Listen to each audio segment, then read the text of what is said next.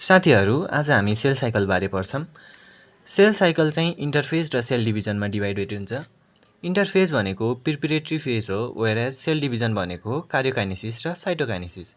कार्योकाइनेसिसमा न्युक्लियसको डिभिजन हुन्छ एन्ड साइटोकाइनेसिसमा चाहिँ साइटोप्लाज्मको। इन्टरफेज बारे पढौं। Preparation of cell division.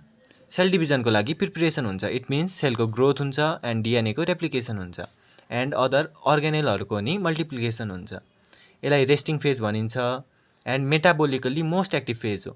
यसलाई रेस्टिङ फेज किन भनियो भन्दाखेरि पहिलाको साइन्टिस्टहरूलाई थाहा थिएन, किनभने पहिला चाहिँ माइक्रोस्कोपहरू इन्भेन्ट भएको थिएन एन्ड हेर्न पाथेन। त्यही भएर त्यो बेला यसमा केही भइरहेन जस्तो लाग्थ्यो र यसलाई रेस्टिङ फेज भनियो त्यो बेला।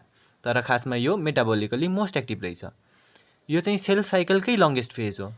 यदि तपाईलाई सेल डिभिजनको लङ्गेस्ट फेज सोध्यो भने चाहिँ प्रोफेज हान्नु होला एन्ड सेल साइकलको सोध्यो भने चाहिँ इन्टरफेज राख्नु होला। अब इन्टरफेज चाहिँ G1, S and G2 फेजमा divided हुन्छ।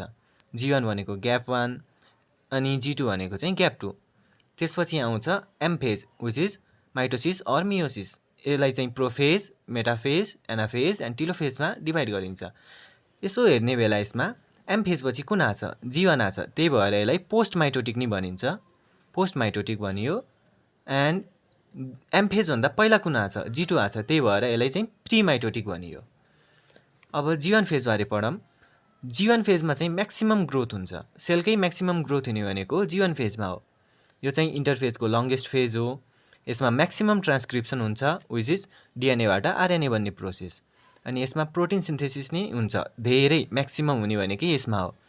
कुन टाइपको प्रोटिन बन्छ? हिस्टोन बाहेक सबै प्रोटिनहरू G1 फेजमै बन्छ। इन्डोमेम्ब्रेन सिस्टम पनि G1 मा डेभलप हुन्छ। इन्डोमेम्ब्रेन सिस्टम भनेको चाहिँ ER भयो, गल्गी बडिजहरू भयो, भ्याक्युल्सहरू भयो एन्ड लाइजोजमहरू भयो। G1 फेजमा अनि डिसाइड हुन्छ कि G0 फेजमा जाने कि इन्टर गर्ने S फेजमा। G0 फेजमा भनेको चाहिँ यो भनेको रिजर्भ स्टेज हो।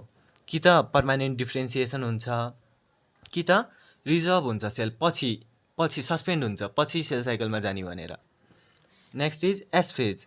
S फेजमा हुन्छ डिएनए रेप्लिकेसन, हिस्टोन प्रोटिनको सिन्थेसिस, सेन्ट्रियोलको रेप्लिकेसन यतै स्टार्ट हुन्छ। सेन्ट्रियोल कता पाइन्छ? एनिमल सेलमा। अनि चाहिँ एक्चुअल प्यारेन्ट सेल भनेकै S सेलमा देखिने हो। Next is G2। यसमा चाहिँ ट्युबुलिन प्रोटिनको सिन्थेसिस म्याक्सिमम हुन्छ। सेन्ट्रियोलको रेप्लिकेसन एन्ड हुन्छ। अर्गेनेलहरू लाइक माइटोकन्ड्रिया, प्लास्टिडहरू नम्बरमा बढ्छन्, यिनीहरूको मल्टिप्लिकेसन हुन्छ। एन्ड S फेजमा चाहिँ हाम्रो डिएनएको अमाउन्ट डबल हुन्छ तर